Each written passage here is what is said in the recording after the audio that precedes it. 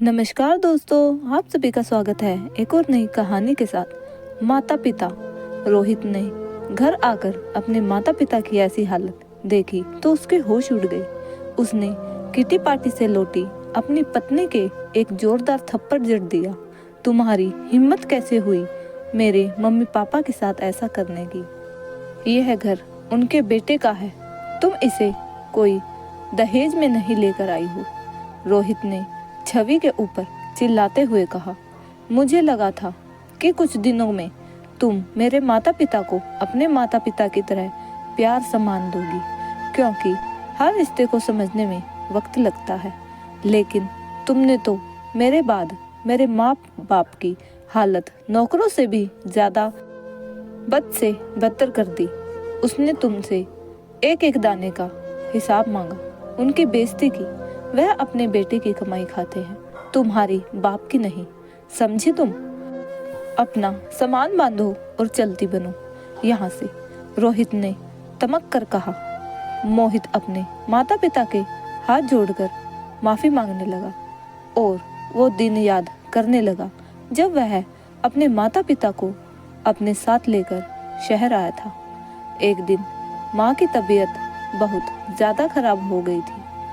उसकी माँ को हार्ट अटैक आया था, तो वर्मा जी ने पड़ोसी की मदद से उन्हें अस्पताल में दाखिल करवाया गया था। डॉक्टर ने उनके इलाज के लिए एक मोटी रकम मांगी थी, लेकिन वर्मा जी के पास इतने पैसे नहीं थे कि वह सारे पैसे जमा कर इलाज करवा पाते। उन्होंने अपने बेटे मोहित को फोन किया। हेलो बेटा मोहित, मैं पापा बोल रहा हूँ। तुम्हारी माँ को हार्ट अटैक आया है। यह सुन रोहित सन रह गया और भावुक होकर बोला, कैसे, कब आया पापा, और आपने मुझे बताया क्यों नहीं? बेटा, आज सुबह ही आया है। तुम कुछ पैसे भेज दो, बस डॉक्टर ने पूरे 1 लाख मांगे हैं। रोहित नम आंखों से बोला, पापा आप कैसी बातें कर रहे हैं? आप वहाँ ऐसी हालत में अकेले हैं और मैं यहाँ। नहीं पापा, आप डॉक्टर को कहो कि वह इलाज शुरू करे। मैं अभी पहुँच रहा हूँ और आप चिंता मत कीजिए, माँ बिल्कुल ठीक हो जाएंगी। रोहित हड़बड़ाकर घर आया। अपनी पत्नी से बोला, हमें अभी माँ पापा के घर जाना है। माँ को हार्ट अटैक आया है। अहो रोहित, तुमने मेरा सारा मूड खराब कर दिया। तुम्हें पता है ना, आज मेरी सहेलियों की शादी की सालगिरह है। मुझे वहां जाना है। 5 स्टार में पार्टी रखी है। तुम कहीं नहीं जाओगे, तुम मेरे साथ चलोगे। और रोहित, तुम अपनी माँ की चिंता क्यों कर रहे हो?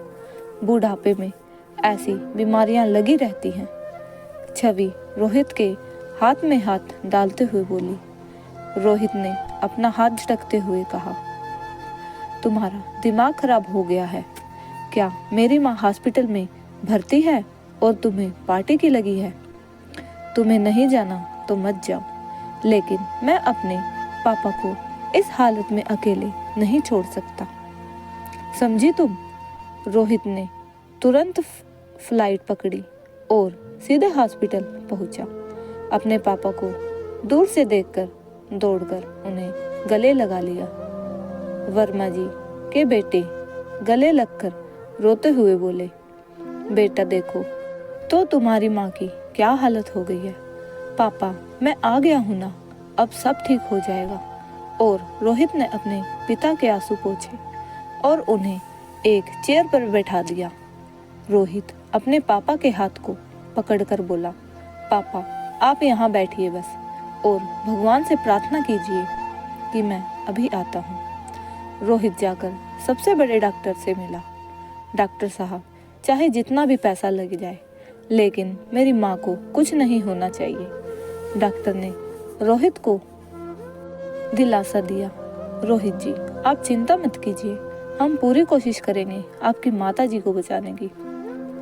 और डॉक्टर निमला जी का इलाज करने में जुट गए। कुछ ही दिनों में निमला जी पूरी तरह ठीक हो गई। रोहित अपनी माँ को अस्पताल से पापा के घर लेकर गया और कुछ दिन रोहित ने वहीं रहकर उनकी सेवा की। लेकिन काम की वजह से उस पर फोन आए जा रहे थे, तो वर्मा जी ने अपने बेटे से कहा, बेटा अब तुम्हारी माँ बिल्कुल ठीक है।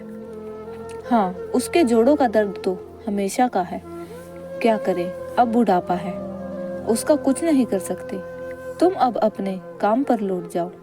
रोहित ने तब तो हाँ में सिर हिला दिया। अगले ही दिन रोहित के हाथ में 2 बैग देखकर उनके मम्मी पापा चौंक गए। अरे बेटा, इसमें क्या है, कोई साग सब्जी लेकर जा रहे हो क्या? नहीं पापा, यह सब बैग में आपका सामान है, आप दोनों मेरे साथ चल रहे हैं। शहर नहीं बेटा, हम यहीं सही हैं, बस तुम हमसे मिलते रहना, हमारे लिए वही बहुत है। तुम तो जानते हो बेटा कि बहू हमें कुछ ज्यादा पसंद नहीं करती। वर्मा जी कहते कहते भावुक हो गई। पापा, आप उसकी चिंता मत कीजिए, मैं सब संभाल लूंगा, पर आप दोनों को मैं अब अकेले नहीं छोड़ सकता।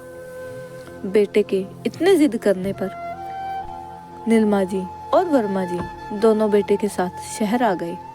अपने सास ससुर को अपने घर देख कर गुस्सा 7वें आसान पर चढ़ गया। निमला जी के कदम अपने बेटे के घर में पड़ ही नहीं रहे थे, तो रोहित मुस्कुराते हुए बोला, मम्मी पापा, यह आपका ही घर है, बेझिझक और पूरे अधिकार के साथ आइए। और रोहित ने अपने मम्मी पापा का हाथ पकड़ा और उनको उनके कमरे में ले गया। उस कमरे को देखकर निमला जी और ममला जी भावुक हो गए। पापा, मैंने जब यह घर खरीदा था तभी आपका कमरा बिल्कुल आप दोनों के हिसाब से सेट करवा लिया था। बेटे का प्यार देखकर दोनों ने रोहित को गले लगा लिया। पापा, अब आप दोनों आराम से यहाँ रहिए, मैं आपके लिए चाय नाश्ते का इंतजाम करता हूँ। अपने मम्मी पापा को उनके कमरे में छोड़कर जैसे ही बाहर आया, छवि रोहित का हाथ पकड़कर खींचते हुए अपने कमरे में ले गई। तुम्हारा दिमाग खराब हो गया है क्या? किसने कहा था तुम्हें इन गवार बूढ़े बुढ़िया को यहाँ लाने के लिए? छवि, जुबान संभाल कर बोलो, वो मेरे पापा मम्मी हैं और तुम्हें इनकी चिंता करने की कोई जरूरत नहीं है। मैं अकेला ही बहुत हूँ अपने माता पिता की देखभाल के लिए। लेकिन एक बात ध्यान रखना, तुम्हारी वजह से मेरे मम्मी पापा को कोई तकलीफ नहीं होनी चाहिए, वरना मुझसे बुरा कोई नहीं होगा। रोहित ने अपने मम्मी पापा की देखभाल के लिए एक मेड रख ली। रोहित के मम्मी पापा रोहित के साथ बहुत खुश थे, लेकिन उनकी बहू हमेशा बड़बड़ाती रहती। एक दिन रोहित को एक मीटिंग के लिए शहर से कुछ दिनों के लिए बाहर जाना था। रोहित ने मेड्स को सब कुछ समझा दिया था कि वह मेरे बाद मम्मी पापा को कोई तकलीफ नहीं होनी चाहिए। रोहित बेटा, तुम क्यों इतनी चिंता कर रहे हो? तुम बेफिक्र होकर अपने काम के लिए जाओ। निमला जी ने अपने बेटे के सिर पर हाथ रखते हुए कहा और रोहित मीटिंग के लिए शहर चला गया। बेटे के जाते ही सभी हमेशा सास ससुर को ताने देती रहती, यहाँ आकर पड़ गए हैं, इतना भी नहीं जानते कि शहर में कितनी महंगाई है। इनके आते ही घर में कितने खर्चे बढ़ गए हैं, पूरे घर को दवाई खाना बनाकर रखा है। अरे मेरे मायके में तो इन दोनों को कोई नौकर भी ना रखे, गवार कहीं के, ना पहनने की तमीज है ना खाने की। बहू के बातें सुनकर दोनों चुप रह जाते। बहू ने घर के नौकर को उनके बेटे के जाते ही उसकी छुट्टी कर दी और उसकी जगह वर्मा जी को काम पर लगा दिया। छवि दंदनाते हुए उनके कमरे में आई और तमक कर बोली, बहुत हो गया मेहमान नवाजी, अब चलिए पापा जी, थोड़ा हाथ पैर भी चला लीजिए, वरना बुढ़ापे में जाम हो गए तो आपको ही तकलीफ होगी। छवि तमक कर बोली, मम्मी जी, आप थोड़ा रसोई में आकर मेरा हाथ बटवाइए। मेरा तुम्हें जितना काम बनता है मुझे बता दो, पर निर्मला जी यह सब नहीं होगा। हाँ, आप दोनों तो यहाँ मुफ्त की रोटी तोड़ने को ही पड़े हैं, बस काम को कह दो तो बहाने बनाने लगते हैं। छवि मन ही मन कुछ बुदबुदाते हुए बोली, यह पकड़िए थैला और सब्जी लेकर आइए, और हाँ, सब्जी लाकर रसोई में धोकर रख देना। वर्मा जी थैला पकड़ा और सब्जी लाने चले गए और लाकर उन्हें रसोई में रख दी। बेटा, मैंने सब्जी रसोई में धोकर रख दी है। सुबह सुबह सब्जी लाना और धोने में हाथ पैर सुन हो गए। 2 कप चाय बना दो बेटा। मैं आपकी नौकरानी नहीं जो आप मुझे आर्डर दे रहे हैं। सब्जी लाकर आपने कोई एहसान नहीं किया। हाँ, यहाँ रहेंगे तो काम भी करना पड़ेगा। जाइए खुद बना लीजिए, बहू ने एकदम से तमक कर कहा, और अपनी चाय लेकर कमरे में चलो। वर्मा जी ने 2 कप चाय बनाई और खुद लेकर अपने कमरे में चले गए। यह देखकर निर्मला जी की आंखों में आंसू आ गए, क्योंकि उन्हें बहू की सारी बात सुन ली थी। अरे निर्मला, तुम चाय पियो और सब भूल जाओ। हमारा बेटा हमारे साथ है तो हमें चिंता करने की कोई जरूरत नहीं है। निर्मला जी ने अपने आंसू पोंछे और दोनों चाय पीने लगे। दोपहर को रसोई में जाकर देखा तो बहू ने खाना भी नहीं बनाया था, तो वर्मा जी ने खुद ही खाना बनाया और निर्मला जी को भी खिलाया। निर्मला जी से अब काम नहीं होता था, क्योंकि उनके हाथ पैर अब ज्यादा ही दर्द करने लगे थे। बहू कमरे में से बाहर आई तो अकड़ कर बोली, यह क्या है? आप लोगों को जरा भी तमीज नहीं है। पूरी रसोई फैला रखी है, गवार कहेंगे। मुझे पूरी रसोई साफ चाहिए। जब से आए हैं एक भी काम को हाथ नहीं लगाया। वर्मा जी बोले, बेटा तुम चिंता मत करो, मैं खुद सारी रसोई और बर्तन साफ कर दूंगा। इतना कहते हुए बहू कहाँ से चली गई। बेचारे वर्मा जी ने सारी रसोई और बर्तन साफ किए। कुछ खाना दोपहर का ही बचा था, तो शाम को वही खाकर सो गए। बेटा माँ बाप का हालचाल पूछने के लिए रोज सुबह शाम फोन करता, मगर वर्मा जी और निर्मा जी अपने बेटे बहू कुछ भी बात शिकायत नहीं करते। अगली सुबह बहू 200 रुपए सब्जी लाने के लिए देते हुए बोली, सारी सब्जी का हिसाब पर्चे पर लिखवा कर लाना। वर्मा जी चुपचाप थैला लेकर चले गए। सब्जी वाले ने वर्मा जी का थैला पकड़ लिया। अच्छा भाई, एक काम करो, एक कागज पर हिसाब लिख देना। अच्छा बाबूजी, कहते हुए सब्जी वाले के पास रख कागज के एक टुकड़े पर सारी सब्जी के दाम लिखकर बाबूजी को पकड़ा दिया। वर्मा जी सोचने लगे, चलो अच्छा है, सारी सब्जी का दाम और वजन पेपर पर लिखा है तो बहू को कोई शक भी नहीं होगा। बेचारे बाबूजी की इस कड़ाके की सर्दी में सब्जी लाते समय बहुत हालत खराब हो गई। रास्ते में उन्हें एक चाय की दुकान दिखाई दी, तो वहाँ रुककर उन्होंने 10 की चाय पी ली। थोड़ी देर पास जल रही आग पर अपने हाथ पैर सेके और बेचारे फिर चल दिए सब्जी का थैला लेकर। ठंड इतनी कि ऐसा लग रहा था जैसे हाथ पैर ही कटे जा रहे हों। जैसे तैसे बेचारे बाबूजी घर पहुँचे। रसोई में सब्जी धोकर रख दी। बहू सब्जी आ गई है, लेकिन बहू अभी सोकर ही नहीं उठी, शायद दोबारा सो गई थी। उन्होंने खुद ही 2 कप चाय बनाई और अपने कमरे में चले गए। थोड़ी देर बाद बहू के चिल्लाने की आवाज आई।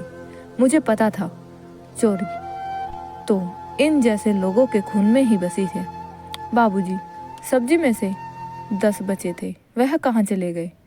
आपको इतना भी नहीं पता कि किसी भी चीज़ उससे बिना इजाज़त नहीं लेनी चाहिए। कहाँ है बाकी के पैसे?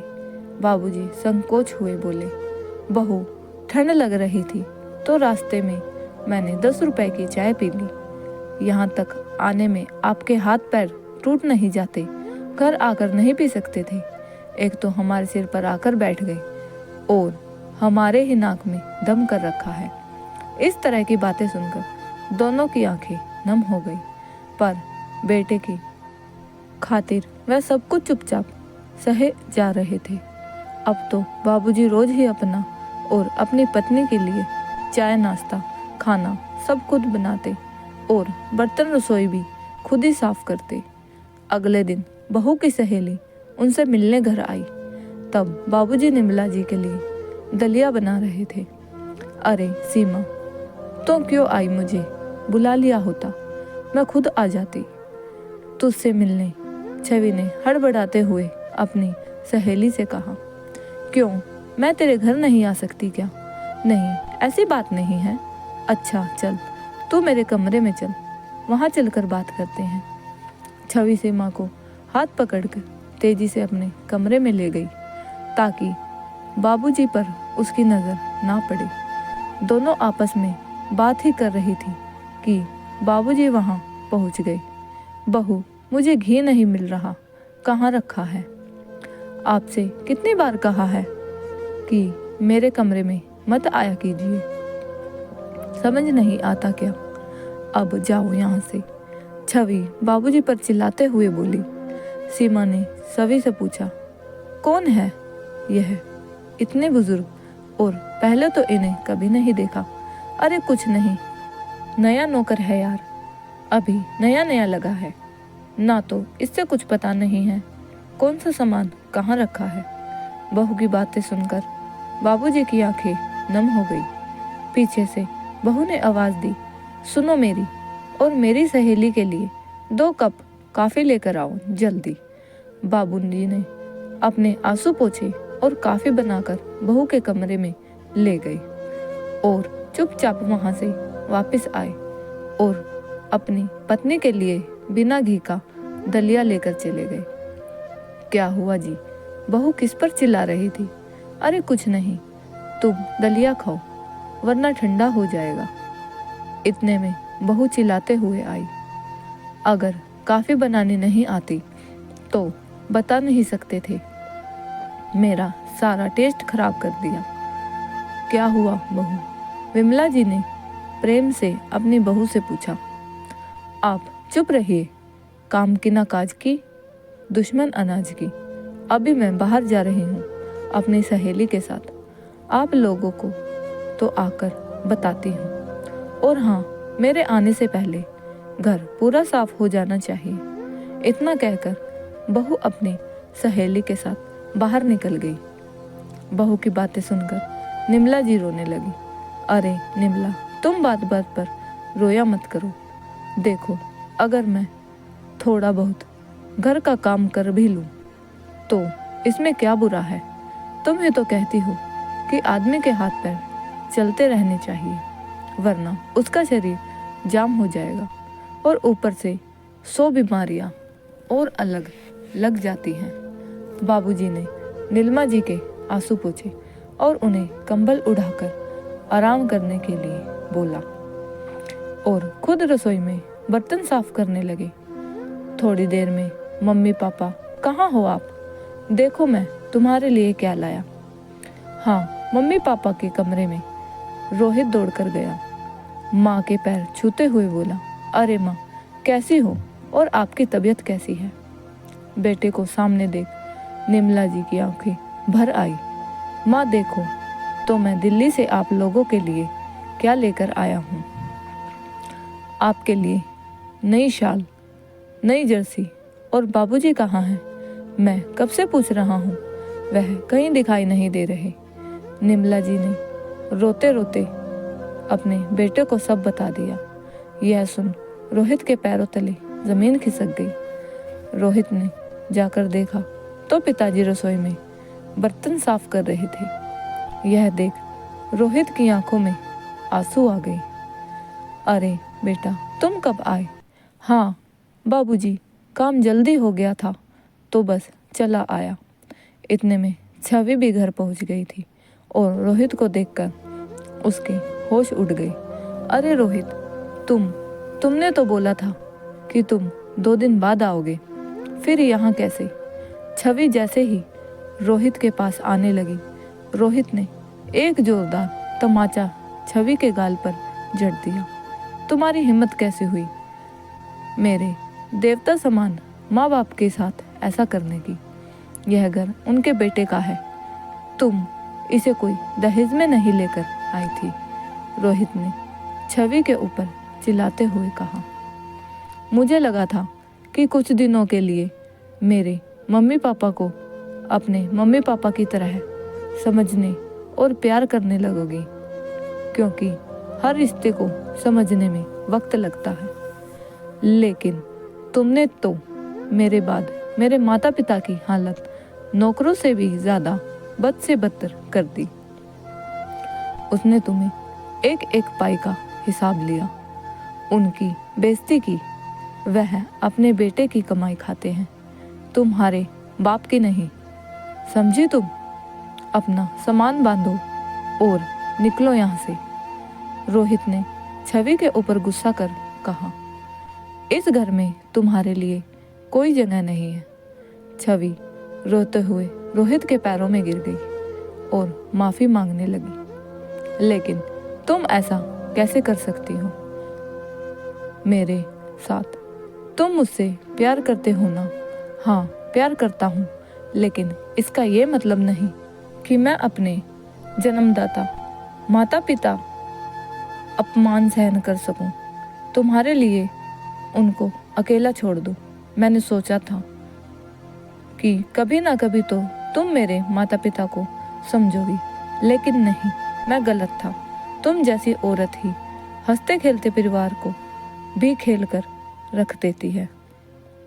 देखो, मेरे मम्मी पापा को अभी भी वह तुम्हारे खिलाफ एक शब्द नहीं बोल रहे, और तुमने मेरे मम्मी पापा की हालत नौकरों से भी बदतर कर दी।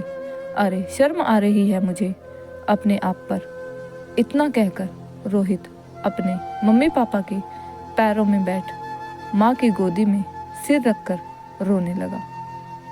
माँ, मुझे माफ़ कर दीजिए। मेरे रहते आज के बाद आप दोनों को कोई तकलीफ नहीं होगी। छवि भी निर्मला जी के पैर पकड़कर रोते हुए बोलती है। मम्मी जी, मुझे माफ़ कर दीजिए, मुझसे बहुत बड़ी गलती हो गई है। पैसों के घमंड में मैंने आपके साथ बहुत बुरा बर्ताव किया। निर्मला जी बोली, बेटा माफ़ कर दे बहू को। लड़ाई झगड़े किस घर में नहीं होते, लेकिन रोहित ने उसकी एक न सुनी और उसका हाथ पकड़कर उसे घर से बाहर निकाल दिया। बाबूजी ने रोहित को रोकना चाहा, लेकिन नहीं पापा, आप ऐसा नहीं करेंगे। अगर मैंने आज छवि को माफ़ कर दिया तो जो औरतें अपने सास ससुर के साथ नौकरों जैसा बर्ताव करती हैं, उनकी सबक कैसे मिलेगा। तो दोस्तों, आपको इस कहानी का कौन सा पार्ट पसंद आया, प्लीज़ कमेंट करके ज़रूर बताएं। और मिलते हैं अगली स्टोरी में, और मेरे चैनल को सब्सक्राइब करना ना भूलें। जब तक के लिए धन्यवाद दोस्तों।